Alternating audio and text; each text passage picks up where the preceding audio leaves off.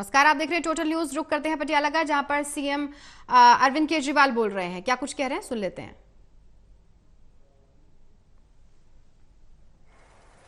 तो मैं उम्मीद करता हूं कि पंजाब के लोगों को इससे बहुत फायदा होगा।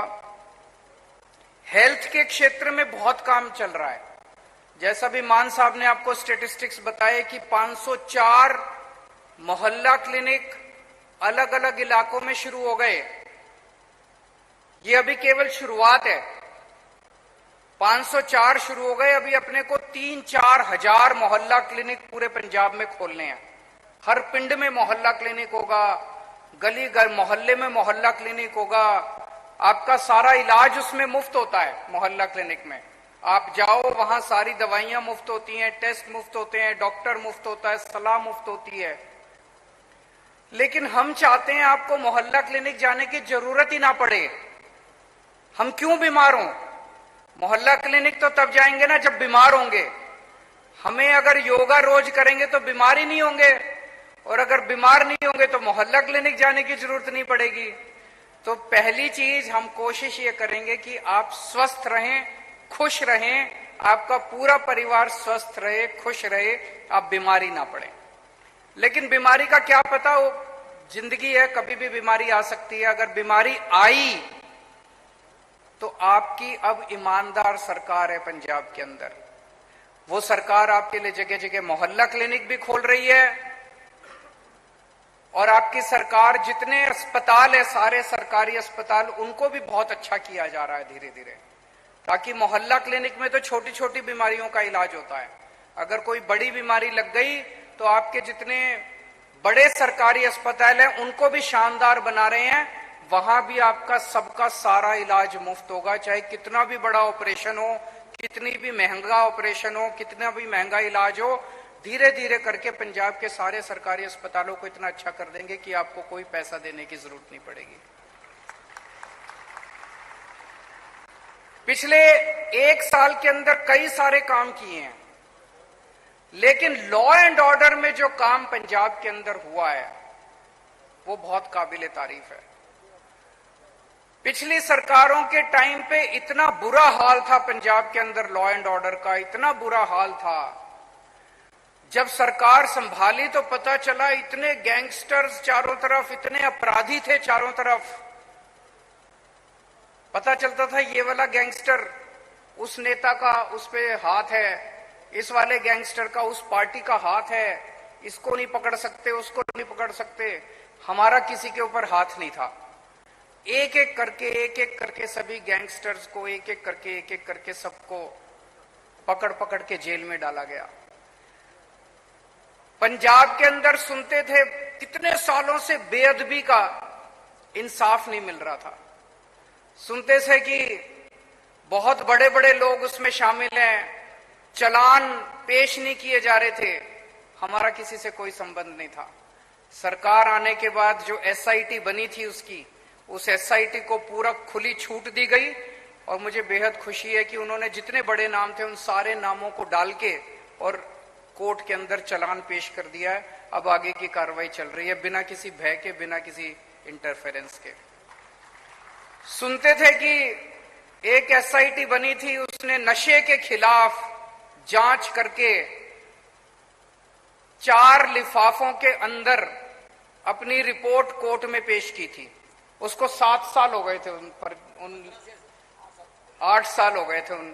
उन लिफाफों में बंद था कि पंजाब के अंदर नशा क्यों हो रहा है, कौन इसके अंदर है। इसकी सरकार आई, उन्होंने भी वो कोर्ट को कहा नहीं जी नहीं, ये लिफाफे नहीं खुलने चाहिए। उनकी सरकार आई, उन्होंने भी कहा नहीं जी नहीं, ये लिफाफे नहीं खुलने चाहिए। हमारी सरकार आई, हमने कोर्ट को कहा जी सारे लिफाफे खोल दो, हमारे को कोई डर नहीं है। और कल मुझे पता चला कि कोर्ट ने सारे लिफाफे खोल दिए। अब जितने लोग पंजाब के अंदर नशे के अंदर मास्टरमाइंड है, सबको एक एक करके पकड़ पकड़ के जेल के अंदर डाला जाएगा।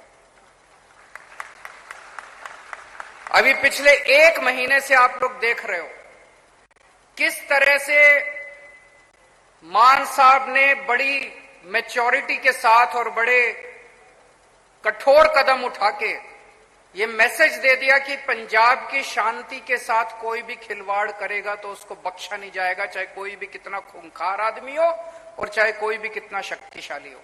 पंजाब की शांति के साथ किसी को खिलवाड़ करने की इजाजत नहीं दी जाएगी। और पिछले एक हफ्ते से आप लोग देख रहे हो, देश के अलग अलग हिस्सों के अंदर से खबर आ रही है, रामनवमी के मौके पे पता चल रहा है वहां दंगे हो गए, वहां दंगे हो गए, वहां दंगे हो गए। पंजाब में एक भी दंगा नहीं हुआ। पंजाब में शांति है। तो आज जो हमने पुरानी पार्टियों से पंजाब संभाला था, लिया था, उस वक्त बहुत सारी समस्याएं थी।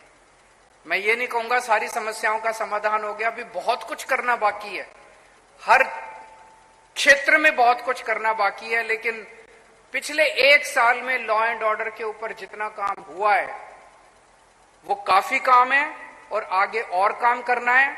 लेकिन अच्छा काम होगा, सही रास्ते पे चल रहे हैं, क्योंकि अब पंजाब के अंदर ईमानदार और अच्छी नीयत की सरकार है। इसके अलावा बहुत सारे, जैसे अभी मान साहब ने बताया, पहले अगर बारिश में फसलें बर्बाद हो जाती थी, कितनी बार हुआ ऐसे, किसानों की फसलें बर्बाद होगी। मुझे याद है जब हम चुनाव के दौरान गांव-गांव के हर पिंड में जा रहे थे, लोग बताते थे जी कोई सुध लेने वाला नहीं होता था, कोई पूछने वाला नहीं होता था अगर फसलें बर्बाद हो जाती थी। पहली बार ऐसे हो रहा है कि 15-15 हजार रुपए एकड़ के हिसाब से मुआवजा मिल रहा है और हाथ की हाथ मिल रहा है। पहले तो होता था ऐलान कर देते थे, ऐलान करने के बाद चेक नहीं मिलता था, चेक मिलता था तो पैसे नहीं आते थे, कई कई साल बीत जाते थे, फसल बर्बाद हुई 3 साल पहले, आज तक चेक नहीं मिला। अब हाथ की हाथ आपको चेक मिल रहा है, क्योंकि आपकी अपनी सरकार है, आपके अपने लोगों की सरकार है, आपका ख्याल रखती है। उसी तरह से शिक्षा के क्षेत्र में बिजली मुफ्त हो गई है, लगभग 80% से ज्यादा पंजाब के लोगों की बिजली मुफ्त हो गई है। पहले जितने चुनावी वादे होते थे वो आखिरी साल में याद आते थे, हमने एक चुनावी वादा अपना तुरंत हमने चालू करना, इंप्लीमेंट करना चालू कर दिया। अभी मैं मान साहब को सुन रहा था, जिस तरह से, जिस भावना के साथ और जिस तरह से उन्होंने अपनी बातें रखी, खासकर युवाओं के लिए, वो बहुत ही दिल को छूने वाली थी। ये बातें बनावटी नहीं हो सकती, ये बातें कोई ऐसा आदमी नहीं कर सकता जिसके माँ बाप बहुत बड़े पहले से पॉलिटिशियन थे, उनके बच्चे पॉलिटिशियन बन गए, फिर उनके बच्चे पॉलिटिशियन बन गए, कोई राजे महाराजे थे, उनके बच्चे पॉलिटिशियन बने। उनको क्या पता कि आम आदमी अपनी जिंदगी कैसे बिताता है। भगवंत मान एक आम छोटे से टीचर का बेटा है। भगवंत मान ने अपने बचपन में किसानी करी है, उसको पता है कि एक आम आदमी की जिंदगी कैसे जी जाती है। उसे पता है कि पंजाब के अंदर, एक पिंड के अंदर, जब एक आम आदमी अपने परिवार को पालता है तो उसको क्या क्या समस्याएं आती हैं। आम आदमी पार्टी युवाओं की पार्टी है। युवाओं के क्या क्या समस्याएं हैं, युवाओं के क्या क्या सपने हैं, जो बातें उन्होंने रखी। और मेरे से अभी आते टाइम हम लोग डिस्कस कर रहे थे कि ऐसा क्यों नहीं हो सकता कि हम बच्चों को, अपने युवाओं को बसें दे दें। एक बस के ऊपर उनका कहना था कि 4 बच्चे काम कर सकते हैं, एक बस का लाइसेंस दे देंगे, 4-4 बच्चों को दे देंगे, और बोले कितने हजार बच्चों को इस तरह से रोजगार मिल सकता है। अब अंग्रेजी में कहते हैं स्काई इज द लिमिट। मैं सभी युवाओं को कहना चाहता हूं कि आप सपने देखिए, बड़े सपने देखिए, और आपके साथ उन सपनों को पूरा करने के लिए आपका बड़ा भाई भगवंत मान यहां बैठा है। वो सारे सपने पूरे करेंगे। उन्होंने आपको एक बस चलाने से लेके और जोमेटो और फ्लिपकार्ट तक के सपने दिखाए हैं। आप सपने देखिए, वो सारे सपने पूरे करेंगे। आपके हाथ में, हम नहीं चाहते कि आपके हाथ में नशे की पुड़िया हो, हम नहीं चाहते कि आपके हाथ में गन हो। आपके हाथ में हम रोजगार देना चाहते हैं, आपके हाथ में हम किताब देना चाहते हैं, हम आपके हाथ में कलम देना चाहते हैं, हम आपके हाथ में विकास देना चाहते हैं। तो ये मौका है, ऊपर वाले ने बहुत अच्छा मौका हम लोगों को भेजा है कि एक ईमानदार सरकार आज पंजाब के अंदर है। दिन रात 24 घंटे काम कर रहे हैं। बस आपका इसी तरह से प्यार और आशीर्वाद मिलता रहे। और इस वक्त जितने लोग टीवी के ऊपर हमारा प्रोग्राम देख रहे हैं, सबको मैं कहना चाहता हूं 25-25 लोग इकट्ठे हो जाओ, इस मौके का फायदा उठाओ, योगा क्लासेस को ज्वाइन करो। मैं आपको एश्योर कर रहा हूं बहुत मजा आएगा। अभी शायद केवल सुबह शुरू कर रहे हैं, दिल्ली के अंदर हमने सुबह और शाम को शुरू कर दी थी। महिलाओं को सुबह दिक्कत होती थी, क्योंकि महिलाओं को अपने बच्चों को सवेरे सवेरे स्कूल भेजना होता है, हस्बैंड को भेजना होता है, तो महिलाएं शाम को किया करती थी, उनको सहूलियत। तो जो जहां जैसे चाहता था, जितने बजे कोई कहे मेरे को इतने बजे क्लास करनी है, 25 लोग हैं, हम वहां पे उतने बजे क्लास कराएंगे। बहुत बहुत शुक्रिया।